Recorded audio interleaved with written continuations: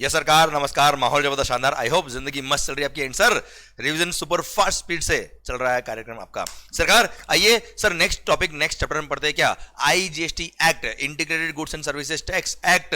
And sir, इस topic को हम प्यार से प्लेस ऑफ सप्लाई भी बोलते हैं सर, पर place of supply is one of the topic of the IGST act. देखिए सर, आइए मालिक sir, chapter number 8 IGST act, जिसको सर प्लेस ऑफ सप्लाई भी बोलते हैं बहुत सारे लोग। आइए सर, सेक्शन नंबर देखो सर, सबसे पहली बात, आईजीएसटी एक्ट सेक्शन नंबर 1, इस एक्ट का नाम आईजीएसटी एक्ट है, 1 जुलाई 17 से एप्लीकेबल हुआ है। क्लियर, वो सब बातें हैं। सेक्शन नंबर 2 डेफिनेशन दे रखी है, सेक्शन नंबर 3 और 4 एडमिनिस्ट्रेशन है, section number 5 charging section sir, फिर section number 6 power to grant exhibition, जो मेगा एग्जिबिशन लिस्ट दे रखी है बेटा। एंड देन सेक्शन नंबर 7 से बात शुरू हो रही है सर। सेक्शन नंबर 7 ने डिफाइन किया इंटर स्टेट सप्लाई को, सेक्शन नंबर 8 ने डिफाइन किया इंट्रा स्टेट सप्लाई को। सर सेक्शन नंबर 7 बोलता है क्या, 5 सबसेक्शन से सर, सेक्शन नंबर 7 सबसेक्शन 1 बोलता है क्या, अगर आप सप्लाई ऑफ गुड्स कर रहे हो जहां पे सप्लायर का लोकेशन और प्लेस ऑफ सप्लाई दो अलग स्टेट है, दो अलग यूनियन टेरिटरी है, या एक स्टेट और एक यूनियन टेरिटरी, तो ऐसे केस में वो क्या कहलाएगा, supply in the course of inter state trade और कॉमर्स कहलाएगा। सेकंड सबसेक्शन 2 बोलता है क्या, अगर आपने कोई गुड्स इंपोर्ट किया आउट ऑफ इंडिया से, उसको कस्टम एंड वेयरहाउस में आपने स्टोर करवाया और before the goods getting cleared from the custom barrier आपने उस गुड्स को किसी को बेच दिया है, it is also inter state supply, it is also inter state supply. Then sir, अगर आपने कोई सर्विसेज सप्लाई करी जहां पे सप्लायर का लोकेशन और प्लेस ऑफ सप्लाई दो अलग अलग स्टेट, दो अलग अलग यूनियन टेरिटरी, या एक स्टेट और एक यूनियन टेरिटरी, तो वो क्या कहलाएगा, इंटर स्टेट सप्लाई कहलाएगा। देन अगर आपने सर्विसेज ली आउट ऑफ इंडिया से इंडिया में, बेटा आउट ऑफ इंडिया से इंडिया में अपने सर्विसेज लिए, तो सर ऐसे केस में वो भी क्या कहलाएगा, इंपोर्ट ऑफ सर्विस बचा एक तरह से, import of services will be inter state supply. Clear. Subsection 5 बोलता है मालिक क्या, सप्लाई ऑफ गुड्स और सर्विस और बोथ, क्लोज नंबर ए बोलता है क्या, जहां पे सप्लायर इंडिया का है, supplier is located in taxable territory and place of supply is outside India, तो ऐसे केस में वो इंटरस्टेट सप्लाई कहलाएगा, जैसे एक्सपोर्ट हो गया बेटा। Second sir, supply of goods और सर्विस और बोथ बाय और to a unit of SEZ और अ डेवलपर ऑफ एसईजेड, वो भी क्या कहलाएगा, इंटरस्टेट सप्लाई कहलाएगा। And sir clause number C बोलता है बहुत ही इंटरेस्टिंग, कि जो supply in the taxable territory हुआ है, भले वो गुड्स का हो सर्विसेज का हो, सप्लाई ऑफ गुड्स और सर्विस और both in the taxable territory, जो इंटरस्टेट सप्लाई के किसी भी क्लॉज में नहीं आ रहा है, इंट्रास्टेट सप्लाई की डेफिनेशन में नहीं आता है, पर अगर supply in the taxable territory तो वो क्या कहलाएगा, इंटरस्टेट सप्लाई कहलाएगा। बेस्ट एग्जांपल क्या है सर, अगर आपने फॉरेन टूरिस्ट को कोई गुड्स बेचा है, तो ऐसे केस में वो इंटरस्टेट सप्लाई होता है बच्चा। क्लियर। हम बात करेंगे सेक्शन नंबर 8 में। सेक्शन नंबर 8 बोलता है क्या, इंट्रास्टेट सप्लाई। सर सबसेक्शन 1 बोलता है क्या, जहां पे supplier of goods, subsection 1 is regarding goods, 2 is regarding services, supplier का लोकेशन और place of supply same state है, सेम यूनियन टेरिटरी, तो वो क्या कहलाएगा, इंट्रा स्टेट सप्लाई कहलाएगा। पर इसके 3 एक्सेप्शन है बेटा। फर्स्ट, अगर आपने एसईजेड की यूनिट या डेवलपर को कोई गुड्स सप्लाई किया है, या उन्होंने आपको सप्लाई किया, सप्लाई ऑफ गुड्स और गुड्स बाय और टू यूनिट ऑफ एसईजेड और डेवलपर ऑफ एसईजेड, वो इंट्रा है, फिर भी इंट्रा नहीं कहलाएगा, वो इंटर कहलाता है बेटा। सेकंड, फॉरेन टूरिस्ट को अगर हमने कोई गुड्स बेचा है, इंटरनेशनल टूरिस्ट को अगर हमने कोई गुड्स बेचा, तो ऐसे केस में वो भी क्या कहलाएगा बेटा, सर इंटरस्टेट सप्लाई कहलाएगा, इंटर नहीं कहलाएगा, भले वो सेम स्टेट में हुआ है। एंड सर, अगर आपने जैसे मान लो कस्टम बॉन्डेड वेयरहाउस मुंबई में है, कस्टमर भी मुंबई में है, जो सेल कर रहा है, इंपोर्टर एक्चुअली वही मुंबई का है, कोई दिक्कत नहीं बेटा। जो गुड्स आपने इंडिया में इंपोर्ट करी और before getting goods cleared from home consumption, भले वो सेम स्टेट में, फिर भी वो इंट्रा नहीं कहलाएगा, क्योंकि वो इंटर कहलाता है बेटा। Then subsection 2 is regarding services, same point, जहां पे सप्लायर का लोकेशन और place of supply same state है, सेम यूनियन टेरिटरी, वो क्या कहलाएगा, इंट्रा स्टेट सप्लाई कहलाएगा। सर्विसेज के लिए भी बेटा, पर इसका एक एक्सेप्शन है क्या, एसईजेड को गुड्स, एसईजेड को सर्विसेज दी आपने, या उसने सर्विसेज लोकल मार्केट में दिए, डीटीए में दिए बेटा, सर यूनिट ऑफ एसईजेड या डेवलपर ऑफ एसईजेड एक्सेप्शन है, भले सेम स्टेट हो, फिर भी वो इंटर स्टेट सप्लाई कहलाएगा। Clear, done. अच्छा, आपका एक एस्टेब्लिशमेंट इंडिया में, एक एस्टेब्लिशमेंट आउट ऑफ इंडिया है, सर वो एस्टेब्लिशमेंट कहलाएंगे किसके, डिस्टिंक्ट एस्टेब्लिशमेंट कहलाएंगे बेटा, हाँ है ना बेटा, those will be treated as establishment of the distinct person। Same way, अगर आपका एक एस्टेब्लिशमेंट सर महाराष्ट्र में, एक एस्टेब्लिशमेंट गुजरात में, दोनों क्या कहलाएंगे, एस्टेब्लिशमेंट ऑफ डिस्टिंक्ट पर्सन कहलाएंगे। सेम वे, अगर आपका महाराष्ट्र में एक एस्टेब्लिशमेंट है जिसका रजिस्ट्रेशन अलग है, और महाराष्ट्र में दूसरा एस्टेब्लिशमेंट है जिसका रजिस्ट्रेशन अलग हो रखा, तो भी क्या कहलाएंगे, एस्टेब्लिशमेंट ऑफ डिस्टिंक्ट पर्सन कहलाएंगे। भारत माता की जय sir. Clear, done.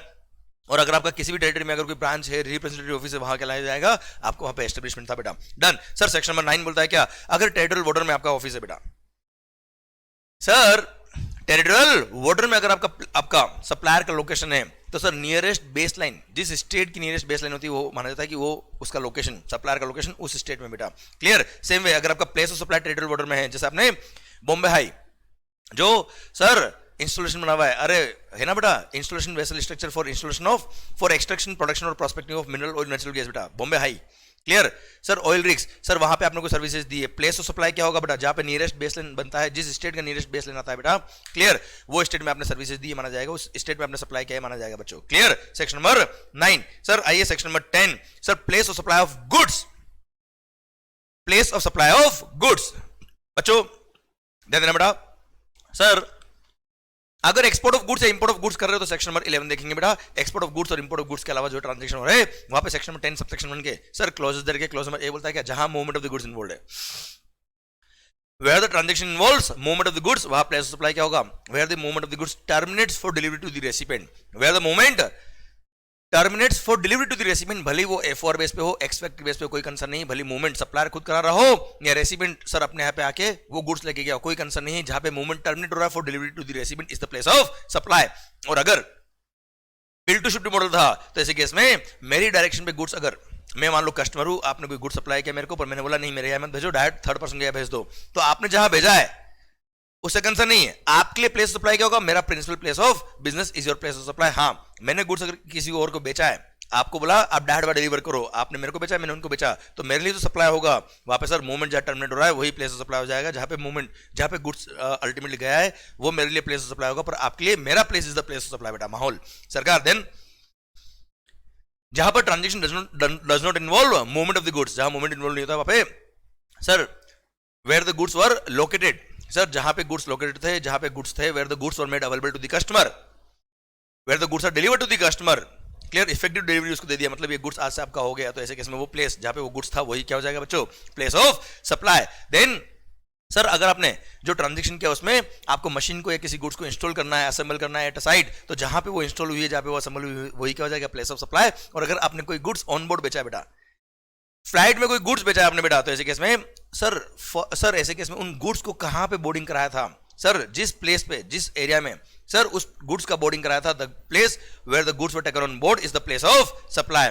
Clear. Sir ये सेक्शन नंबर 10 सबसेक्शन 1 खत्म होता है। अब सबसेक्शन 2 बोलता है क्या, अगर प्लेस ऑफ सप्लाई में कोई डिस्प्यूट होगा तो वैल्यू तो place of supply shall be determined as may be prescribed, मतलब रूल्स प्रिस्क्राइब करेंगे पर कोई डिस्प्यूट हो ही नहीं सर, गुड्स के रेस्पेक्ट में कोई रूल्स प्रिस्क्राइब करने की जरूरत पड़ी नहीं बेटा।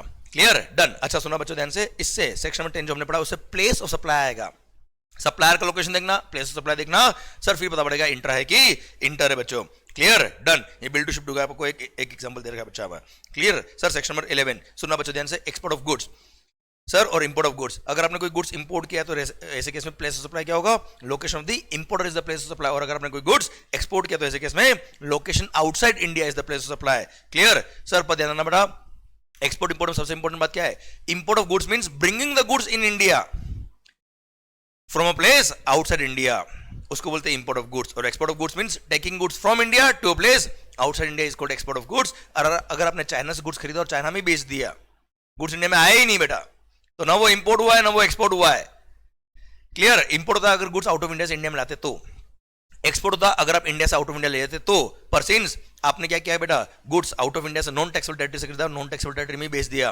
क्लियर। ना इंपोर्ट है ना एक्सपोर्ट है, पर इसको इस ट्रांजेक्शन को शेड्यूल नंबर 3 में कवर किया है। It is neither supply of goods not supply of services. आइए बच्चों सर सेक्शन नंबर 12 की तरफ बढ़ते बच्चा हम। अब हम पढ़ रहे क्या, सर्विसेज के लिए place of supply, section number 12 section number 13।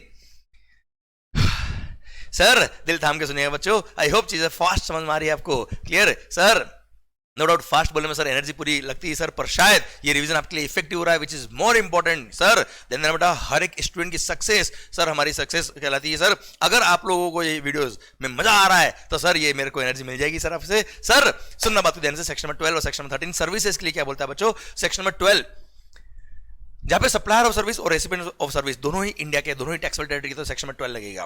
Clear. दोनों में से 1% इंडिया का 1% आउट ऑफ इंडिया का, तो सेक्शन नंबर 13 लगेगा बच्चों। आइए सेक्शन नंबर 12 की बात करते हैं हम बच्चा। सब सेक्शन 2 में बोला है क्या, general provision. General provision subsection number 2 वो बोलता है कि अगर आपकी सप्लाई सबसेक्शन 3 से लेकर 14 में कवर नहीं होती है, अगर आपकी सप्लाई सबसेक्शन नंबर 3 से लेकर 14 में कवर नहीं होती, मतलब किसी स्पेसिफिक सर्विस का जो सबसेक्शन दे रखा है उसमें कवर नहीं, तो सबसेक्शन 2 लगाइएगा। सबसेक्शन 2 बोलता है क्या, अगर सप्लाई जो आपने किया है वो अगर B2B सप्लाई, मतलब sir if the recipient is registered in GST, तो ऐसे केस में रेसिपिएंट का location is the place of supply, और अगर रेसिपिएंट जीएसटी में रजिस्टर्ड नहीं है तो सर उसका एड्रेस ऑन रिकॉर्ड अगर हमारे पास है तो उसका location is the place of supply, पर अगर उसका एड्रेस ऑन रिकॉर्ड भी नहीं है तो फिर तो सप्लायर का लोकेशन ही क्या हो जाएगा बच्चों, प्लेस ऑफ सप्लाई। क्लियर, ये था जनरल प्रोविजन। अब आ रहा है क्या स्पेसिफिक प्रोविजन। सर सबसे पहली बात, services in relation to immovable property, जैसे रेंटिंग ऑफ इमूवेबल प्रॉपर्टी हो गया, होटल अकोमोडेशन हो गया, sir construction services, works contract service, उनका कोऑर्डिनेशन वाली services, banquet hall booking services होगी, सर हाउस बोट सर्विसेज भी इसमें कवर होती है, और इन सब से रिलेटेड कोई एंसिलरी या इंसिडेंटल सर्विसेज है वो सब भी इसमें कवर होगा। और बोल दिया क्या, जहां इमूवेबल प्रॉपर्टी लोकेटेड है वही क्या हो जाएगा बच्चों, प्लेस ऑफ सप्लाई। और अगर immovable property out of India located है तो ऐसे केस में location of recipient is the place of supply. और अगर immovable property is located in more than one state या more than one union territory, तो ऐसे केस में sir respective state according to the proportionate value shall be the place of supply. पर आपके contract में ऐसा कोई वैल्यूएशन मैकेनिज्म नहीं दे रखा है जिससे ये पता पड़ा है कि इस स्टेट का इतना वैल्यू होगा, इस स्टेट के सप्लाई का इतना वैल्यू होगा, तो सर ऐसे केस में value shall be determined as may be prescribed, मतलब रूल्स देखेंगे। और यस, आईजीएसटी रूल्स ने उसको डिफाइन किया हुआ है, और आईजीएसटी रूल्स ने बोला है क्या, अगर सर्विसेज होटल अकोमोडेशन वाली थी, अगर सर्विसेज होटल अकोमोडेशन वाली थी, देखिए सर रूल नंबर 4 ने बोला है बेटा क्या, अगर सर्विसेज होटल अकोमोडेशन वाली थी तो ऐसे केस में number of night state in such property के हिसाब से क्या कर देंगे, प्रोपोर्शन कर देंगे। और अगर हाउस बोट था बेटा तो ऐसे केस में time spend, number of hours कितना आपने स्पेंड किया, टाइम कितना स्पेंड किया इन रेस्पेक्टिव स्टेट और यूनियन टेरिटरी, वो प्रोपोर्शन, हम उस प्रोपोर्शन को यूज करके रेस्पेक्टिव स्टेट को हम प्लेस ऑफ सप्लाई मानेंगे। एंड सर अगर इसके अलावा इमूवेबल प्रॉपर्टी से रिलेटेड कोई और क्वेश्चन था जो मोर देन वन स्टेट में या more than one union territory में लोकेटेड था, तो ऐसे केस में कितना एरिया लोकेटेड है रेस्पेक्टिव स्टेट में, sir area of the immovable property lying in each state और यूनियन टेरिटरी, इसके रेस्पेक्ट में हम क्या, इस रेशियो में क्या कर देंगे, पूरे वैल्यू को डिवाइड कर देंगे among all these states or union territories, or respective state will be the place of supply proportionately. Clear, done. ये था आपका सबसेक्शन नंबर 3। आइए सबसेक्शन नंबर 4, रेस्टोरेंट और कैटरिंग सर्विसेज। रेस्टोरेंट और catering services, beauty treatment services, health services, cosmetic और plastic surgery services, personal grooming services, इन सब के केस में place of supply shall be the place where the services are actually performed. अरे हां ना भाई, जहां सर्विसेज परफॉर्म करी वही क्या हो जाएगा, place of supply. Subsection 5, coaching और कमर्शियल ट्रेनिंग और कोचिंग सर्विसेज, सर ट्रेनिंग और परफॉर्मेंस अप्रेजल, कोचिंग सर्विसेज जैसे। क्लियर, अगर B2B सप्लाई मतलब रेसिपिएंट अगर जीएसटी में रजिस्टर्ड है तो उसका location is the place of supply, और अगर रेसिपिएंट जीएसटी में रजिस्टर्ड नहीं है तो sir the place where the services are actually performed is the place of supply. Then admission to an event, अगर कोई इवेंट हो रहा है और उसका आपने एंट्री टिकट लिया, एडमिशन टू एन इवेंट और अम्यूजमेंट फैसिलिटी, या सर कोई मूवी देखने गया बेटा, या आपने इमेजिका का कोई टिकट लिया बेटा, हाँ है ना भाई, तो अम्यूजमेंट पार्क या उससे रिलेटेड कोई भी एंसिलरी सर्विस में आप पार्टिसिपेट कर रहे हो, तो ऐसे केस में प्लेस सप्लाई क्या होगा, जहां वो इवेंट हो रहा है या होने वाला है या जहां पे वो अम्यूजमेंट फैसिलिटी लोकेटेड है वही क्या हो जाएगा बच्चों, place of supply. And sir admission से रिलेटेड एंसिलरी सर्विसेज भी इसमें कवर है, जैसे bookmyshow.com ने जो कमीशन चार्ज किया होगा, भले थिएटर से चार्ज किया, हमसे चार्ज किया, उसके लिए प्लेस ऑफ सप्लाई क्या होगा, जहां पर वो इवेंट हो रहा है वही क्या हो जाएगा बेटा, प्लेस ऑफ सप्लाई हो जाएगा। देन सबसेक्शन नंबर 7 बोलता है क्या, सर्विसेज को, सर अभी तो था क्या, आप एंट्री टिकट ले रहे थे बेटा कोई इवेंट में एंट्री करने के लिए, अब सर इवेंट मैनेजमेंट कंपनी हुआ बेटा, आप इवेंट को ऑर्गेनाइज कर रहे हो या स्पॉन्सर कर रहे हो बेटा, तो ऐसे केस में services of organising the event और assigning of sponsorship services of such event, तो ऐसे केस में प्लेस सप्लाई क्या होगा, अगर सुनना बच्चे ध्यान से, अगर रेसिपिएंट जीएसटी में रजिस्टर्ड है तो उसका लोकेशन द प्लेस सप्लाई, बात ही खत्म, आगे देखना ही मत बेटा। पर अगर रेसिपिएंट जीएसटी में रजिस्टर्ड नहीं है तो जहां इवेंट हो रहा है या जहां इवेंट होने वाला वही क्या हो जाएगा बेटा, प्लेस ऑफ सप्लाई। पर अगर इवेंट आउट ऑफ इंडिया हो रहा है तो रेसिपिएंट का location will be the place of supply. और अगर event more than one state या more than one union territory में हो रहा है तो ऐसे केस में सर रेस्पेक्टिव स्टेट और union territory will be the place of supply proportional to the value, और वैल्यू निकालेंगे जनरली एक्सेप्टेड अकाउंटिंग प्रिंसिपल के हिसाब से बेटा। पर इन सब की बात आएगी नहीं अगर जीएसटी में रेसिपिएंट क्या है, रजिस्टर्ड है। अगर रेसिपिएंट जीएसटी में रजिस्टर्ड तो उसका लोकेशन ही क्या हो गया बच्चा, place of supply. Bharat Mata की जय। Clear, done. ये रूल नंबर 5 भी मैंने आपको पढ़ा दिया, जनरली एक्सेप्टेड अकाउंटिंग प्रिंसिपल वाला बेटा, हाँ है ना भाई। सर ध्यान देना, इवेंट अगर ऑर्गेनाइज हो रहा मल्टीपल स्टेट में तो sir respective state will be the place of supply. पर अगर रेसिपिएंट जीएसटी में रजिस्टर्ड तो बात करने का ही नहीं बेटा, जहां पे सर रेसिपिएंट रजिस्टर्ड है जिस स्टेट में उसका लोकेशन है वही प्लेस ऑफ सप्लाई होता है बेटा। आइए बच्चों, सबसेक्शन नंबर 8 बोलता है क्या, in case of transport of goods including mail और courier services, in case of transport of goods including mail और कुरियर सर्विसेज, यहां पर अगर रेसिपिएंट जीएसटी में रजिस्टर्ड है तो उसका location is the place supply. और अगर जीएसटी में अगर रेसिपिएंट जीएसटी में रजिस्टर्ड नहीं है तो जहां से गुड्स को उठाया है, जहां से गुड्स को उठाया है मतलब the place where the goods are handed over to the transporter for their transportation is the place of supply. पर इसमें एक प्रोवाइजो है बेटा, भले रेसिडेंट जीएसटी में रजिस्टर्ड हो या ना हो, अगर गुड्स को सॉरी इंडिया से आउट ऑफ इंडिया ले रहे हो बेटा, इंडिया से आउट ऑफ इंडिया अगर आप गुड्स को लेके जा रहे हो तो ऐसे केस में sir destination of the goods is the place of supply. Clear sir, कहां से माल उठाया वैसा मतलब नहीं है. If the goods are being transported outside India तो destination of the goods is the place of supply. अब इसको लेके एक सर्कुलर भी इशू हुआ, वही तुम्हें साथ में समझाता बच्चा. सर बोलता है क्या, सर अगर मान लो मैं सर्विस रेसिपिएंट हूं, आप एक ट्रांसपोर्टर हो बेटा, मैं मुंबई से गुड्स भेज रहा हूं, कहां, Singapore, through Singapore shipping company. चलो मैं ट्रांसपोर्ट कर रहा हूं कहां से सॉरी सॉरी सर मैं मुंबई महाराष्ट्र से सर, और आप ट्रांसपोर्टर हो, ट्रांसपोर्टर भी कहां, मुंबई महाराष्ट्र का बेटा, और यहां से गुड्स आप ले रहे हो कहां, सिंगापुर. सर अब आप भी इंडिया के, मैं भी इंडिया का बेटा, दोनों सेक्शन नंबर 12 में कवर हो जाएंगे बच्चों. ये सर्विसेज ट्रांसपोर्ट ऑफ गुड्स की सर्विसेज सेक्शन नंबर 12 सबसेक्शन 8 लगेगा बेटा.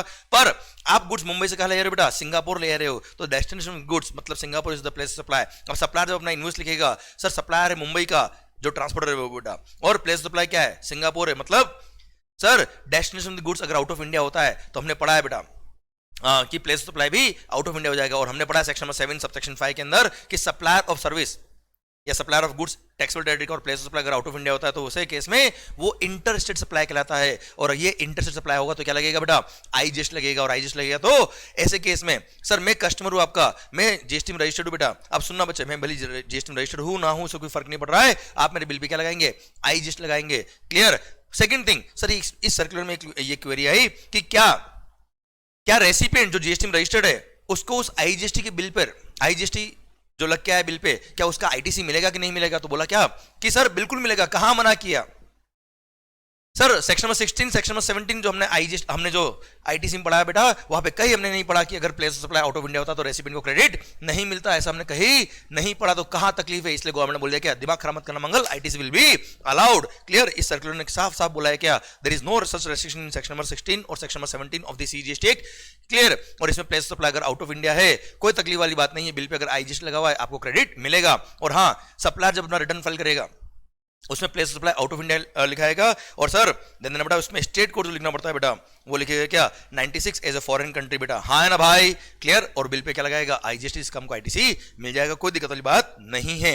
आइए बच्चे, section number 12 subsection number 9 of the IGST बोलता है क्या, in case of passenger transportation services. Sir तो गुड्स के केस में क्या था बेटा, अगर रेसिपिएंट जीएसटी में रजिस्टर्ड तो उसका लोकेशन, नहीं तो जहां से उसको उठाया गुड्स को. क्लियर. पैसेंजर ट्रांसपोर्टेशन में क्या है बेटा, अगर रेसिपिएंट, सेम पॉइंट, अगर रेसिपिएंट जीएसटी में रजिस्टर्ड है तो उसका location is the place of supply, बात खत्म बेटा. और अगर रेसिपिएंट जीएसटी में रजिस्टर्ड नहीं तो जहां से उसको उठाया है is the place of supply. मतलब sir the place where the passenger embark on the conveyance for a continuous journey, that location will be the place of supply. और हाँ ध्यान रखिएगा बेटा, रिटर्न जर्नी को सेपरेट जर्नी मानते हैं, यहाँ पे सिंगल जर्नी नहीं माना जाएगा.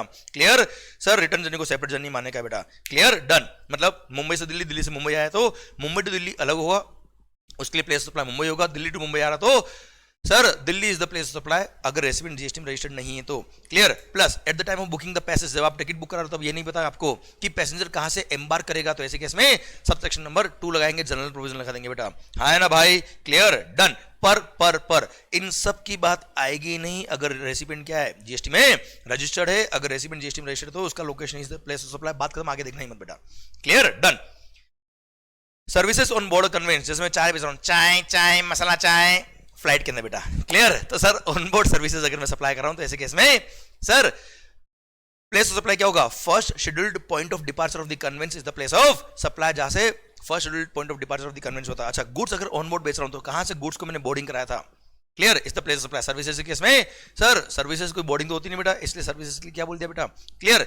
सर्विसेज के लिए क्या बोल दिया बेटा, sir first scheduled point of departure of the conveyance is the place of supply. आइए सबसेक्शन नंबर 11 बोलता है क्या, telecom services including data transfer, broadcasting, cable, D2H television services होता है Tata sky, and sir general बेटा लीज लाइन की services etcetera जो इसमें कवर होती है. अगर आपने सर्विसेज दी तो ऐसे केस में प्लेस ऑफ सप्लाई क्या होगा. फर्स्ट बोलता है क्या, अगर आपने services the through some fixed landline या टेलीकॉम टावर, या सर किसी फिक्स्ड लाइन से, या आपने किसी एंटीना के थ्रू सर्विसेज दी है तो सर फिक्स्ड लाइन या लीज सर्किट, या सर वो एंटीना टावर कहां लोकेटेड था वही क्या हो जाएगा बच्चों, प्लेस ऑफ सप्लाई. पर अगर मोबाइल कनेक्शन था बेटा, तो ऐसे केस में आप मोबाइल के थ्रू इंटरनेट सर्विसेज दे रहे हो, आप मोबाइल के थ्रू टेलीकॉम सर्विसेज दे रहे हो, तो ऐसे केस में प्लेस ऑफ सप्लाई क्या होगा? डिपेंड्स। क्या पोस्टपेड था कि प्रीपेड था? पोस्टपेड था तो उसका billing address is the place of supply, और अगर प्रीपेड था तो ऐसे केस में सर जैसे एयरटेल हूं मैं और मैंने सिम कार्ड या रिचार्ज कूपन वाउचर बेचा है किसको?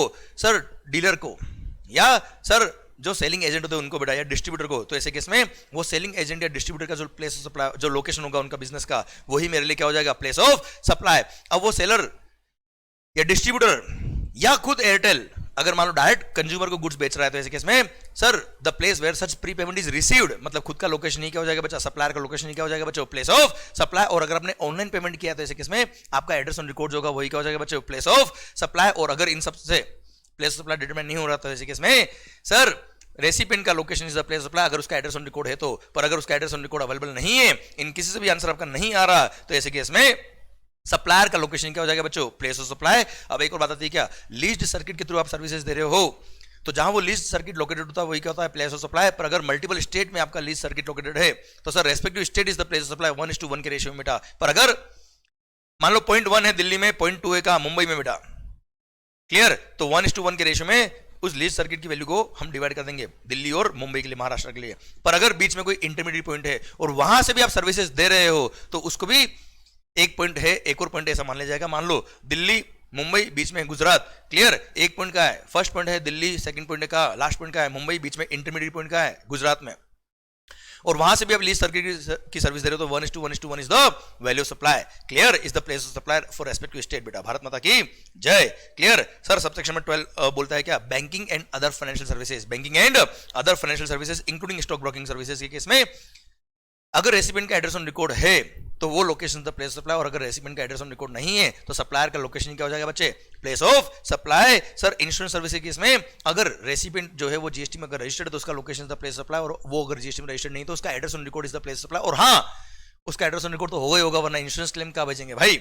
सर लास्ट क्या? Advertisement services to central government, state government, union territory या स्टेटरी बॉडी या कोई भी लोकल अथॉरिटी को आपने सर्विसेज दी है sir, which is meant for states या यूनियन टेरिटरी। तो ऐसे केस में सर जिस स्टेट में वो एडवर्टाइजमेंट डिससेमिनेट हो रहा है, डिस्प्ले हो रहा है, ब्रॉडकास्ट हो रहा है, वो state is the place of supply. और मल्टीपल स्टेट और यूनियन टेरिटरी में अगर वो एडवर्टाइजमेंट डिस्प्ले हो रहा है, डिससेमिनेट हो रहा है मल्टीपल स्टेट्स में, तो respective state proportionate to the valuation rules is the place of proportionate to the rules is the place of supply. Each state proportionate to the value will be the place of supply for respective state wise बेटा। हाँ है ना भाई? Clear? इसके लिए भी rule दे रखा है, पर वो बहुत स्पेसिफिक सेक्टर वाइज है, इसलिए मैंने आपको यहाँ नहीं दे रखा है।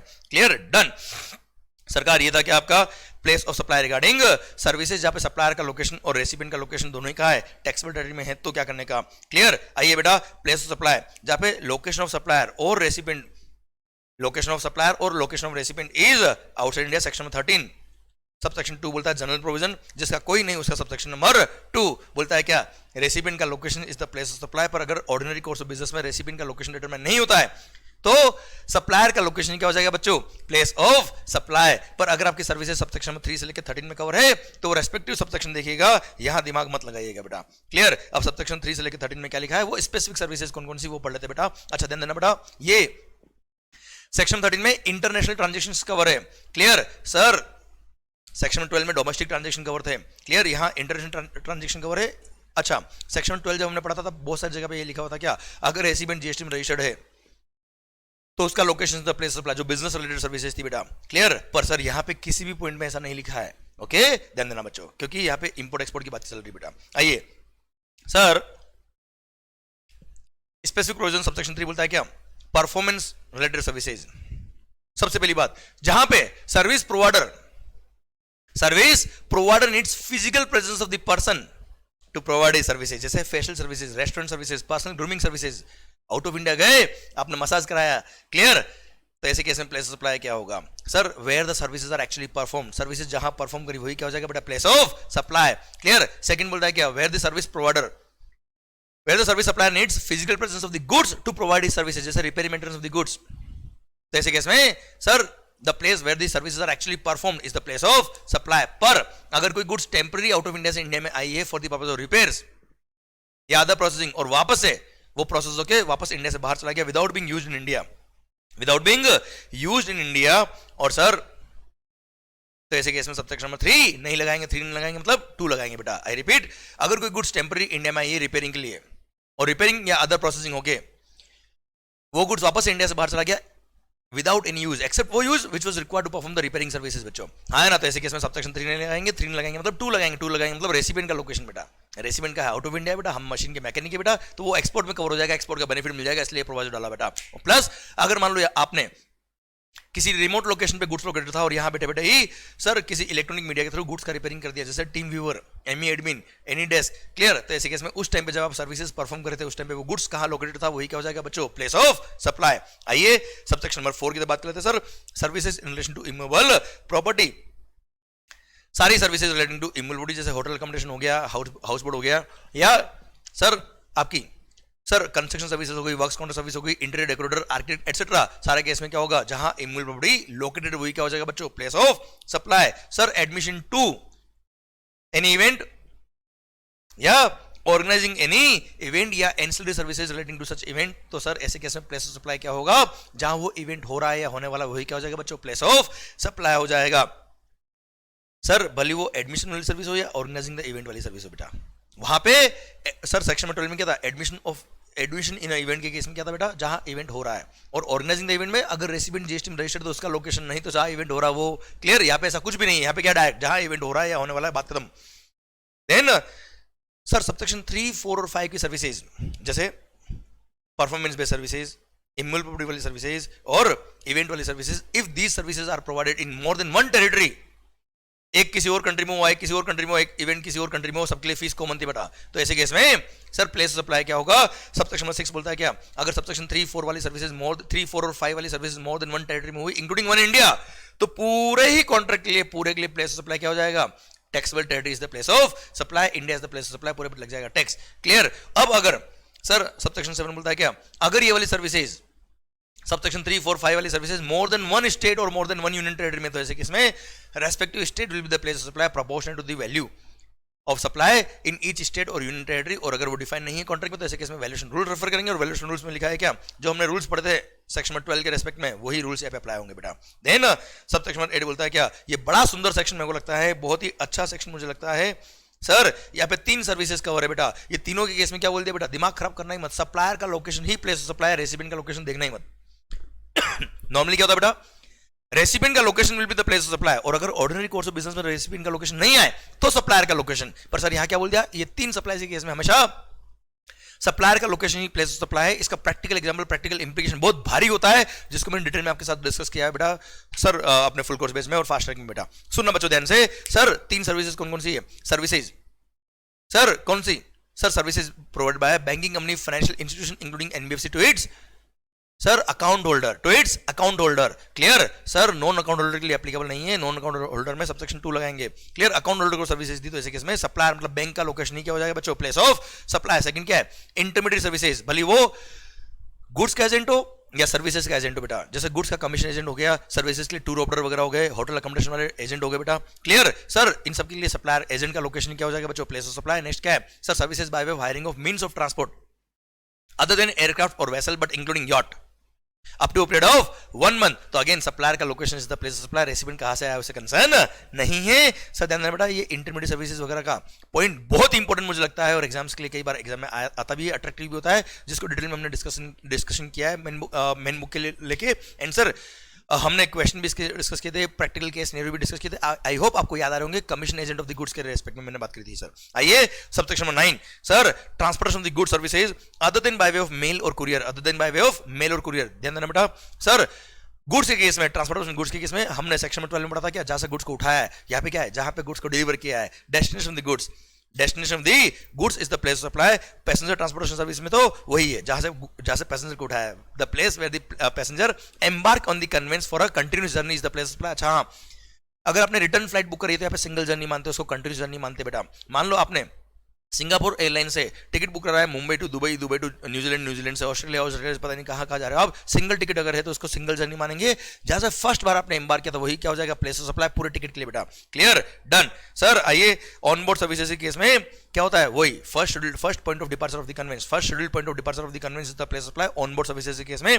देन OIDR सर्विस, जैसे netflix.com की आपने सर्विसेज ली तो हमेशा रेसिपिएंट का location he place of supply है। ऑर्डिनरी कोर्स ऑफ बिजनेस में रेसिपिएंट का लोकेशन आए या ना आए डिटरमाइन करना पड़ेगा, और रेसिपिएंट का location he place of supply कहलाएगा। यहाँ पे सर वैसे मैंने यहाँ समरी बुक में नहीं दे रखा, पर मेरी बुक में बता रखा मैंने आपको, इन फॉलोइंग कंडीशन में से कोई भी दो कंडीशन पूरी हो जाए तो मान लेना कि रेसिपिएंट इंडिया का है बेटा। रेसिपिएंट एक्सपोर्टर क्या मतलब सर, ध्यान देना कौन कौन सी कंडीशन। सर आपने जब ये सर्विसेज परचेस करी, netflix.com से सर्विसेज परचेस करी या OIDR सर्विस कोई भी परचेस करी, आप इंडिया के हो। सर कैसे पता पड़ेगा सर, अगर आपका आईपी एड्रेस इंडिया का है, जो मैं फॉलोइंग कंडीशन बोल रहा हूं उसमें से कोई भी दो कंडीशन पूरी हो जाए, मान लेना रेसिपिएंट इंडिया का बेटा। फर्स्ट आईपी एड्रेस इंडिया का है, सेकंड जिस लैंडलाइन से या जिस वाईफाई से कनेक्शन से उसने इंटरनेट कनेक्ट किया था वो इंडिया का था, थर्ड जिस सिम कार्ड से मान लो उसने मोबाइल जो इंटरनेट था वो सिम कार्ड से कनेक्ट किया था, वो सिम कार्ड कहां से इशू हुआ था, इंडिया से इशू हुआ था बेटा। नेक्स्ट जो डेबिट कार्ड, क्रेडिट कार्ड या एनी अदर कार्ड आपने यूज किया फॉर पेमेंट, वो कार्ड इंडिया से इशू हुआ है। आपने किसी बैंक से पेमेंट किया, वो बैंक कहां का था, इंडिया का था बेटा, जहां पे आपका अकाउंट था बेटा। क्लियर। नेक्स्ट आपने जो बिलिंग एड्रेस दिया वो इंडिया का दिया, आपने लॉगिन करने के लिए जो एड्रेस दिया वो इंडिया का दिया। इनमें से कोई भी दो कंडीशन पूरी, मतलब समझ आना, रेसिपिएंट इंडिया का और रेसिपिएंट अगर इंडिया का है तो प्लेस ऑफ सप्लाई रेसिपिएंट का लोकेशन होगा, सप्लायर अगर आउट ऑफ इंडिया है, recipient India, place of supply भी इंडिया हो गया, इंपोर्ट ऑफ सर्विस हो गया। और यहां पर रेसिपिएंट अगर जीएसटी में रजिस्टर्ड तो वो टैक्स पे करेगा, रेसिपिएंट जीएसटी में रजिस्टर्ड नहीं तो उसको बोलते हैं क्या, नॉन टैक्सेबल ऑनलाइन रेसिपिएंट। और ऐसे केस में netflix.com को भी टैक्स पे करना पड़ेगा और वो सप्लायर टैक्स पे करेगा, रिवर्स यहां पे नहीं लगता बच्चों। आइए सर सेक्शन 13 सबसेक्शन 13 बोलता है क्या, गवर्नमेंट के पास पावर है कि in order to prevent the double taxation और to avoid the non taxation, government चाहे तो कुछ सप्लाईज को आइडेंटिफाई करके नोटिफाई कर सकती है, वो नोटिफाई करके बोल सकती है क्या यहाँ पे प्लेस ऑफ सप्लाई ये रहेगा, दिमाग खराब मत करना। उसमें सर हमने पढ़ा था क्या, फर्स्ट R&D सर्विसेज आप दे रहे हो बेटा दवाई पे। सर मैं मान लो इंडिया में हूं साहब और मैं दवाई का रिसर्च एंड डेवलपमेंट करता हूं, अब सर मेरा क्लाइंट कौन है, आउट ऑफ इंडिया का है साहब। तो ऐसे केस में प्लेस सप्लाई क्या होता है सर, जहां where the goods where service supply needs the physical presence of the goods to perform its services, तो ऐसे केस में जहां सर्विसेज परफॉर्म कर रहा है वही प्लेस सप्लाई होता है बेटा। पर सर मेरा क्लाइंट आउट ऑफ इंडिया है, सर मैं इंडिया का हूं, पेमेंट मेरे को फॉरेन करेंसी मारा, दोनों पर्सन सेम पर्सन के डिस्टिंक्ट एस्टेब्लिशमेंट नहीं है, वो एक्सपोर्ट ऑफ सर्विस की सारी कंडीशन पूरी करे, बस प्लेस सप्लाई क्या हो रहा है इसमें इंडिया हो रहा है। इसलिए government to promote the export of in this sector, government ने बोल दिया क्या, location of the recipient shall be the place of supply. बस कंडीशन क्या बेटा, बाकी सारी सर्विसेज बाकी सारी conditions of export of service आपकी सेटिस्फाइड रहनी चाहिए बेटा। Location of the recipient is the place of supply. Second क्या है बेटा, सर आप रिपेयर मेंटेनेंस करते हो किसका, एयरक्राफ्ट का या सर शिप का, दोनों के लिए प्रोविजन सेम है बेटा। यहां क्या बोल दिया बेटा, सर अगर आप सर्विसेज दे रहे हो कौन सी बेटा, repair maintenance and overall services regarding aircraft या उसके इंजन या पार्ट्स कंपोनेंट्स या शिप या उसके पार्ट्स कंपोनेंट्स या उसके इंजन का आप मेंटेनेंस सर्विस दे रहे हो, रिपेयर मेंटेनेंस की सर्विस दे रहे हो, ओवरऑल सर्विस दे रहे हो, तो ऐसे केस में हमेशा सर रेसिपिएंट का लोकेशन ही क्या कहलाएगा बेटा, प्लेस ऑफ सप्लाई। रेसिपिएंट का location he place of supply कहलाएगा। यहां पर इस सर्विस में मैंने आपको डिटेल में बता रखा है, ये इंपोर्ट ऑफ सर्विस एक्चुअली क्या होता है बेटा, आउट ऑफ इंडिया की सर्विस है, आउट ऑफ इंडिया की कंपनीज इंडिया वाले एयरप्लेन्स को या इंडिया वाले शिपिंग कंपनीज को जब सर्विस दे रहे थे तो वो टैक्स से बाहर निकल रही थी, उनके देश में भी टैक्स नहीं लग रहा था, हमारे देश में भी टैक्स नहीं लग रहा था, इसलिए यहाँ पे बोल दिया क्या, रेसिपिएंट का लोकेशन प्लेस सप्लाई होगा, ये इंपोर्ट ऑफ सर्विस के स्कोप में आ जाएगा और टैक्स लग जाएगा रेसिपिएंट के ऊपर, मतलब जो इंपोर्ट कर रहा सर्विस इंडिया की जो कंपनी उस पर टैक्स लग जाएगा, उस पर्पस के लिए इस सेक्शन को इंसर्ट किया था बेटा। आइए बच्चों सर अगली बात पढ़ते हैं हम, ये रूल नंबर 7 हमने बात कर ली थी बेटा कि जो हमारे रूल्स हमने पढ़े सेक्शन नंबर 12 के रिगार्डिंग वही रूल यहाँ पे अप्लाई होते हैं। सर अब कुछ सर्कुलर याद रखे, वो सर्कुलर की बात भी मैं आपसे कर लेता हूं बच्चों। सबसे पहली बात सर अंतरिक्ष कॉर्पोरेशन लिमिटेड, अंतरिक्ष corporation limited satellite launching services बच्चों। सैटेलाइट लॉन्चिंग सर्विस एक तरह से क्या है, ट्रांसपोर्ट ऑफ गुड्स। यहां से क्या होता है बेटा, रॉकेट लॉन्चिंग के थ्रू सर सैटेलाइट यहां से सर क्या करता है, अंतरिक्ष कॉर्पोरेशन लिमिटेड वगैरह इस तरह की जो कंपनीज बनी वो स्पेस में जाके लॉन्च करते हैं बेटा सैटेलाइट को, तो इसको transport of goods related service माना जाएगा। अगर सर्विस प्रोवाइडर सर्विस रेसिपिएंट दोनों इंडिया के सेक्शन में 12 सबसेक्शन 8 लगेगा। सबसेक्शन 8 बोलता है क्या, अगर destination goods out of India है तो आउट ऑफ इंडिया जहां डेस्टिनेशन है वही प्लेस सप्लाई हो जाएगा, मतलब वहां पे उस बिल पे आईजीएसटी लगेगा बेटा। और सर्विस रेसिपिएंट अगर आउट ऑफ इंडिया का है बेटा तो ऐसे केस में सेक्शन 13 सबसेक्शन 8 अगेन क्या बोलता है, destination of the goods which is outside India is the place of supply. और अगर एक्सपोर्ट ऑफ सर्विस की सारी डेफिनेशन सारी कंडीशन पूरी करता तो एक्सपोर्ट में कवर होगा, एक्सपोर्ट का बेनिफिट इसको मिलेगा। Clear, done. अच्छा same services are provided by NSIL बेटा, new space India limited sir, wholly owned government company.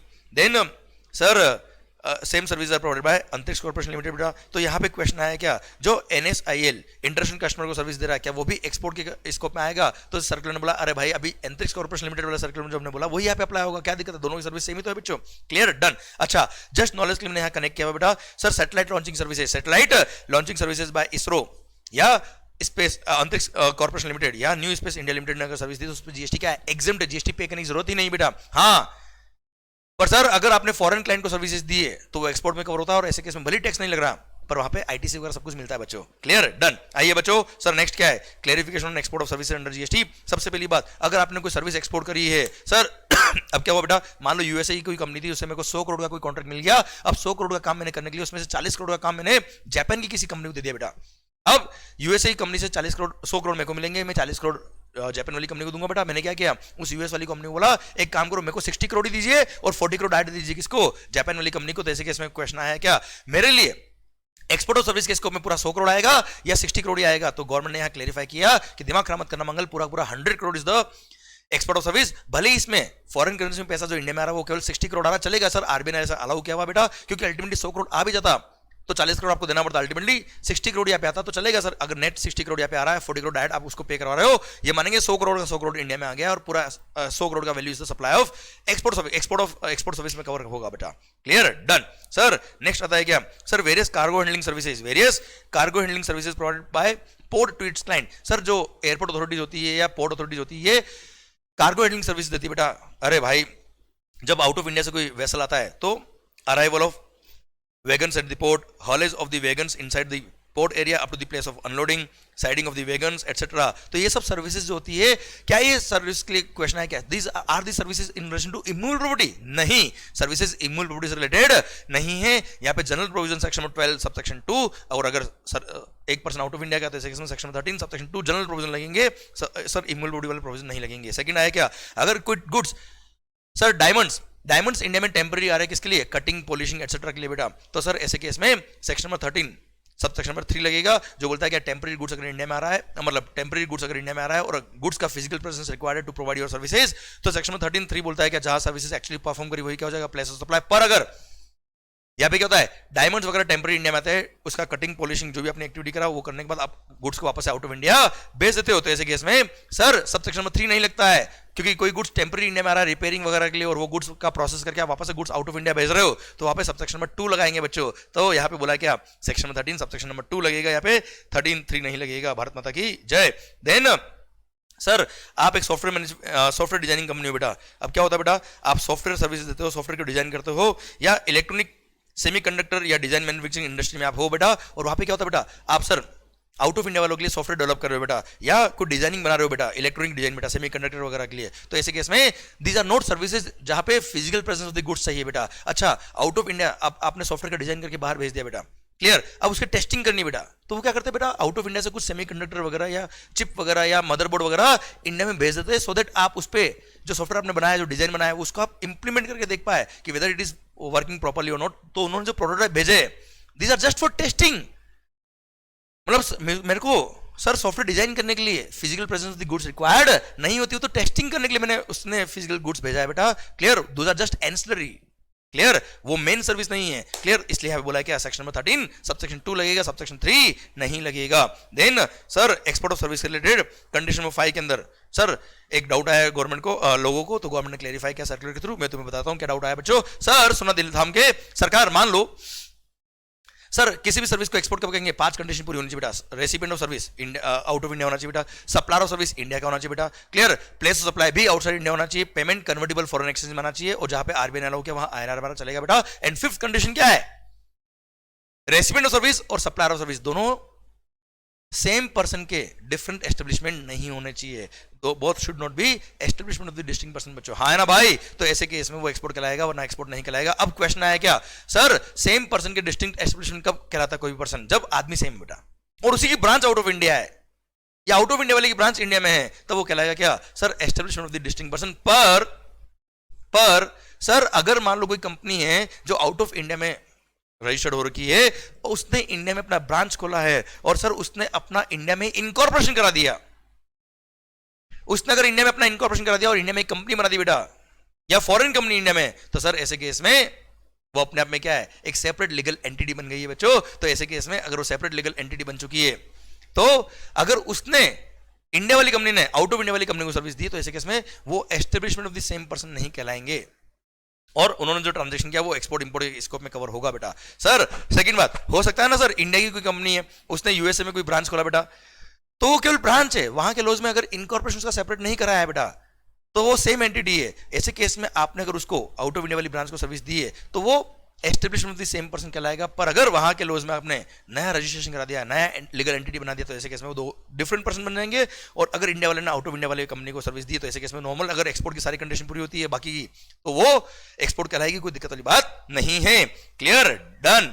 Sir establishment of the distinct person समझ में आया बेटा आपको पॉइंट। माहौल सरकार नेक्स्ट इंटरमीडिएट सर कोई भी पता है मैंने आपको बोला था सेक्शन 13 सबसेक्शन 8 इंटरमीडिएट सर्विस के केस में अगर 1% इंडिया का 1% आउट ऑफ इंडिया का सेक्शन में 13 सबसेक्शन 8 बोलता है क्या जहां सप्लायर मतलब एजेंट का लोकेशन इंटरमीडिएट का लोकेशन वही क्या हो जाएगा प्लेस ऑफ सप्लाई यहां पर इंटरमीडिएट को डिफाइन किया बच्चों ये बड़ा इंपॉर्टेंट पॉइंट है इसलिए बोला है क्या इंटरमीडिएट मतलब वो पर्सन था जो ऑन हिज ओन अकाउंट को सप्लाई नहीं कर रहा है वो दो लोगों के बीच में सप्लाई को मीडिएट कर रहा है बेटा इंटरमीडिएट है बेटा क्लियर वो ब्रोकर है वो एजेंट है दो मेन पर्सन एक पर्सन सप्लाई कर रहा है एक पर्सन सर्विस रिसीव कर रहा है या गुड्स रिसीव कर रहा है उन दोनों के बीच का जरिया है वो बेटा क्लियर उसको बोलते हैं क्या agent clear he is not supplying sir वहां पे मिनिमम 3 पार्टी होनी चाहिए बेटा सर 2 डिस्टिंक्ट सप्लाई होनी चाहिए तो main supply ancillary supply sir party A party B को सप्लाई करी और मैं बीच में एजेंट हूं बेटा तो वो मेन सप्लाई ये हो गया और मेरी सप्लाई जो है कमीशन वाली वो हो गई क्या एंसिलरी सप्लाई हो गई बेटा क्लियर सर मैं केवल क्या कर रहा हूं बेटा इंटरमीडिएट सर्विस दे रहा हूं मैं प्रिंसिपल टू प्रिंसिपल बेस पे कोई सप्लाई नहीं कर रहा हूं बेटा सब कॉन्ट्रैक्ट अगर आपने दिया मान लो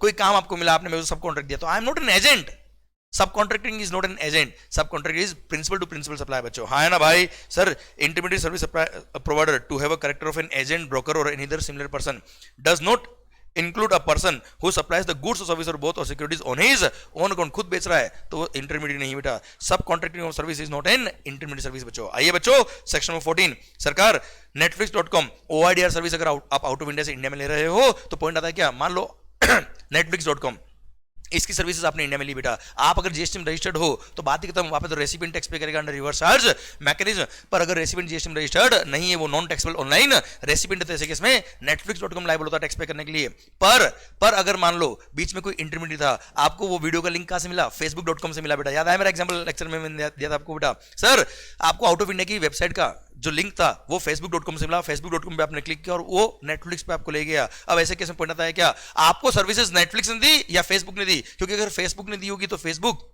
को इंडिया में आके रजिस्ट्रेशन कराना पड़ेगा उसको टैक्स पे करना पड़ेगा वो सप्लायर सर्विस माना जाएगा और अगर नेटफ्लिक्स ने सर्विस दी है तो ऐसे केस में नेटफ्लिक्स को रजिस्ट्रेशन करना पड़ेगा सारे कंप्लायंस उसको करना पड़ेंगे उसको टैक्स पे करना पड़ेगा क्लियर तो इसलिए यह बोला क्या अगर ये चारों कंडीशन आप सेटिस्फाई करते हो तो ये माना जाएगा कि netflix.com जो है उसने सर्विस दी है कौन कौन सी कंडीशन बेटा फर्स्ट सर netflix.com और आपके जो कॉन्ट्रैक्ट था एग्रीमेंट था उसकी टर्म्स कंडीशन जो डिसाइड करी वो आप लोगों ने डिसाइड करी उसमें फेसबुक का कोई रोल नहीं था सेकंड आपने जो पेमेंट किया वो डायरेक्ट नेटफ्लिक्स के अकाउंट में गया उसमें फेसबुक के अकाउंट में पैसा नहीं गया सर जो बिल इशू हुआ जो डॉक्यूमेंट इशू हुआ उसमें क्लियरली लिखा हुआ है क्या services are being provided by Netflix not by Facebook clear sir Facebook is not authorizing the delivery of the services आपको जो सर्विसेज रिसीव हुई वो अगर डिफेक्टिव पाई गई या कोई मान लो गड़बड़ हुआ तो उसके लिए facebook.com इज नॉट रेस्पॉन्सिबल है ना ये सारी कंडीशन अगर पूरी होती है तो ऐसे केस में सर ये मानेंगे कि facebook.com का कोई रोल नहीं है सप्लायर कौन है netflix.com ही है पर अगर ये चारों कंडीशन पूरी नहीं होती है क्यूमुलेटिवली एक भी कंडीशन ऐसी जो मान लो 3 पूरी एक पूरी नहीं होती तो ऐसे केस में मानेंगे फेसबुक ने सर्विस इंडिया में दी है और फेसबुक ने सर्विस अगर इंडिया में दी तो वो टैक्स पे करेगा जीएसटी में रजिस्ट्रेशन कराएगा बेटा हाँ है ना भाई क्योंकि यहाँ पे सेक्शन 14 में बोल दिया क्या सर ऐसे केस में OIDR सर्विस सप्लायर जो होगा वो अगर भले ही आउट ऑफ इंडिया है रेसिपिएंट अगर नॉन टैक्सेबल ऑनलाइन रेसिपिएंट है तो यहाँ पे रिवर्स चार्ज नहीं है यहाँ पे फॉरवर्ड चार्ज मैकेनिज्म है और वो अगर जीएसटी में रजिस्टर्ड नहीं तो उसको रजिस्ट्रेशन लेना पड़ेगा बेटा उसका अगर फिजिकल प्रेजेंस इंडिया में है तो वो टैक्स पे करेगा नहीं तो उसका रिप्रेजेंटेटिव ऑफिस इंडिया में वो टैक्स पे करेगा वो भी नहीं है तो they will have to appoint a person in India who will pay tax on their behalf मतलब पे तो उसी को करना पड़ेगा बेटा हाँ है ना भाई हाँ उसके लिए सिंप्लीफाइड रजिस्ट्रेशन स्कीम रखेंगे सिंगल रजिस्ट्रेशन रखवाएंगे रिटर्न फाइलिंग का सिस्टम जो होगा वो सर उसके लिए अलग रखा है बेटा सिंप्लीफाइड सिस्टम रखा हुआ एक अलग बात है बेटा हाँ है ना भाई clear done sir same point sir ध्यान देना बेटा जैसे ECU 95 वाला याद है बेटा अगर वो आउट ऑफ इंडिया है तो सर सेम पॉइंट आपका रिप्रेजेंटेटिव ऑफिस इंडिया में तो वो टैक्स पे करेगा नहीं तो they will have to appoint a person in India who will pay tax on their behalf same point यहाँ पे भी लिखा है बच्चों क्लियर डन आइए सर सेक्शन 15 बोलता है क्या रिफंड टू टूरिस्ट अरे भाई फॉरेन टूरिस्ट इंटरनेशनल टूरिस्ट अगर इंडिया में आ रहा है और इंडिया से कोई गुड्स खरीद रहा है बेटा और गुड्स खरीद के बाहर ले जा रहा है तो ऐसे केस में जब वो गुड्स खरीदेगा उसको इंटर स्टेट सप्लाई कहते हैं भले वो काउंटर सेल हो रहा है बेटा फिर भी उस पे क्या लगेगा और उस पे क्या लगेगा IGST पर वो पैसेंजर वो टूरिस्ट अगर आउट ऑफ इंडिया लेके जाता है उन गुड्स को तो ऐसे केस में जिस कस्टम पोर्ट से या एयरपोर्ट से वो बाहर जाता है वहां पे वो गुड्स दिखाएगा वो बिल दिखाएगा जिसपे उसने IGST पे किया और उस IGST का उसको रिफंड मिल जाएगा in the prescribed manner Bharat Mata की जय then very important zero rated supply 2 transaction supply of goods और सर्विस और both to a unit of SEZ or a developer of SEZ और second export of goods or service or both is called zero rated supply और zero rated supply किया है तो that is inter state supply as per section 7 subsection 5 अब ऐसे case में IGST लगेगा पर सर आप चाहे तो एक्सपोर्ट आप चाहे तो जीरो रेटेड सप्लाई करने से पहले LUT या बॉन्ड साइन कर सकते हो और ऐसे केस में आपको कोई टैक्स पे करने की जरूरत नहीं, फिर भी सर उसमें काम आने वाले इनपुट सर्विस कैपिटल गुड्स का आईटीसी मिलता है। भले आपने exam goods exam service export करी हो, जीरो रेट सप्लाई किया है, वो एग्जाम था, फिर भी सिंस आपने जीरो रेट सप्लाई किया है आपको आईटीसी मिलेगा, कोई दिक्कत नहीं, उसको टैक्सेबल सप्लाई मानते हैं बच्चों। हाँ है ना भाई, क्लियर, डन, भारत माता की जय। और सर जो आपने परचेज पे जो टैक्स पे किया उसका आईटीसी मिल जाएगा, और आईटीसी काम नहीं आता है, आप अदर लायबिलिटी के लिए यूज कर सकते हो, और अगर वो आईटीसी काम नहीं आए तो इनपुट और इनपुट सर्विस के आईटीसी का आप क्रेडिट का रिफंड ले सकते हो। Clear, done. आइए सर सेक्शन नंबर 17 ए बोलता है ट्रांसफर ऑफ सर्टेन अमाउंट। वैसे कोई खास बात नहीं बेटा, अगर आपको पता है बेटा क्या आप आईजीएसटी के अकाउंट से सर इलेक्ट्रॉनिक कैश लेजर में किसी भी एक हेड के किसी भी माइनर हेड से किसी भी दूसरे हेड के किसी भी माइनर हेड में कोई भी फंड ट्रांसफर कर सकते हैं, आपको पता है बेटा। तो अगर आपने मान लो सर आईजीएसटी के अकाउंट से सीजीएसटी के, या सॉरी चलो एक एग्जांपल दूसरा लेते हैं, मान लो एसजीएसटी के कैश लेजर से आपने सर आईजीएसटी के हेड में कोई फंड ट्रांसफर किया, तो उस रेस्पेक्टिव स्टेट गवर्नमेंट से क्या होगा बेटा, गवर्नमेंट फंड्स लेगी और आईजीएसटी अकाउंट में डालेगी बेटा। सेम वे अगर आईजीएसटी से आपने कोई फंड इलेक्ट्रॉनिक कैश लेजर से ट्रांसफर किया, कहां फंड, सर एसजीएसटी अकाउंट में बेटा। तो ऐसे केस में सर सेंट्रल गवर्नमेंट से आईजीएसटी का अकाउंट से उतना पैसा निकालेंगे और उस रेस्पेक्टिव स्टेट गवर्नमेंट के फंड में डालेंगे बेटा। हाँ है ना भाई, सर कोई खास बात नहीं। आइए सेक्शन 19 बहुत सुंदर सेक्शन मेरे को लगता है। सर आपने किसी ट्रांजैक्शन को इंट्रास्टेट मानते हुए सी और एस लगा दिया, जबकि बाद में पता पड़ा कि वो इंटरस्टेट सप्लाई था, तो ऐसे केस में आपको उस ट्रांजैक्शन पे आईजीएसटी पे करना पड़ेगा। भले आपने सी और एस पे कर दिया, हमें कंसर्न नहीं है, करेक्ट हेड में टैक्स पे करना पड़ेगा। पर हाँ चिंता मत करो, जो रॉन्ग हेड में आपने टैक्स पे किया उसका आपको रिफंड मिल जाएगा। पर सर रिफंड चैप्टर में वैसे सर्कुलर दिया, पर यहां बताता मैं आपको बेटा, जिस दिन आपने करेक्ट हेड में टैक्स पे किया, पहले करेक्ट हेड में टैक्स पे करो, और जिस दिन करेक्ट हेड में टैक्स पे किया उसके 2 साल के अंदर जो रॉन्ग हेड में आपने टैक्स पे किया उसका आप रिफंड लेके आ सकते हो, हमें कोई दिक्कत वाली बात नहीं है। और हाँ सब्सिक्वेंटली जो पता पड़ा कि ये इंट्रा नहीं इंटर था या वाइस वर्सा, ये सब्सिक्वेंटली कैसे पता पड़ा, भले एसएससी को खुद पता पड़ गया या डिपार्टमेंट के ऑफिसर ने किसी भी प्रोसीडिंग में आपको बताया, उससे कोई कंसर्न नहीं है। करेक्ट हेड में टैक्स पे करो, जब करेक्ट हेड में टैक्स पे किया उसके 2 साल में रिफंड लेके आ जाओ रॉन्ग हेड वाले टैक्स का। और हाँ जब करेक्ट हेड में टैक्स पे करोगे तब आपको कोई इंटरेस्ट पे करने की जरूरत नहीं है। Clear, same section CGST SGST के लिए भी दे रखा है बेटा। अगर आपने किसी ट्रांजैक्शन पे आईजीएसटी पे कर दिया जबकि गलती से, जबकि बाद में पता पड़ा कि वो क्या था, इंट्रास्टेट था, सी और एस पे करना था, तो सेम पॉइंट वहां पे भी अप्लाई होता है। इसी के साथ भारत माता की जय, इसी के साथ आईजीएसटी एक्ट के सारे प्रोविजन खत्म होते हैं।